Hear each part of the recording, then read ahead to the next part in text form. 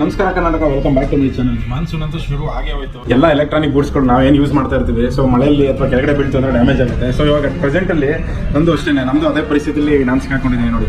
Display ಎಲ್ಲ full complete ಆಗಿ ಮಳೆಯಲ್ಲಿಂದು ತುಂಬ ಹಾಳಾಗೋಯ್ತು. ಸೊ ಇದಕ್ಕೋಸ್ಕರ ಒಂದು ಸೊಲ್ಯೂಷನ್ ಅಂತ ಅಂದ್ಬಿಟ್ಟು ಓಪೋದವರು ಹೊಸದಾಗಿ ಒಂದು ಈ ಮೊಬೈಲ್ನ model name Oppo F27 Pro Plus 5G. ಇದು ನಮ್ಮ ದೇಶದ ಮೊದಲ IP69 ರೇಟಿಂಗ್ ಇರೋ ಮೊದಲ ಫೋನ್ ಆಗುತ್ತೆ. ಅಂದರೆ 1.5 ಮೀಟರ್ ನೀರು ಒಳಗಡೆ ಬಿದ್ರೂ ಏನಾಗಲ್ಲಂತೆ. ಜೊತೆಗೆ ವಿಕ್ಟರ್ಸ್ 2 ಅನ್ನೋ ಗೋರಿಲ್ಲಾ ಗ್ಲಾಸ್ನ ಕೂಡ ಯೂಸ್ ಮಾಡಿದ್ದಾರೆ.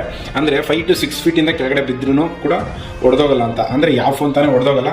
ಸ್ವಲ್ಪ ರಫ್ ಅಂಡ್ ಟಫ್ ಯೂಸ್ಗೆ ಯೂಸ್ ಮಾಡೋದಕ್ಕೆ ಸ್ವಲ್ಪ ಅವಾಗ ಮಿಸ್ ಆಗಿ ಬೀಳ್ತು ಅಂತಂದರೆ ಹೊಡೆಯೋ ಚಾನ್ಸಸ್ ಕಡಿಮೆ ಇರುತ್ತೆ ಅಂತ ಅಂದ್ಬಿಟ್ಟು ಇದ್ರ ಅರ್ಥ.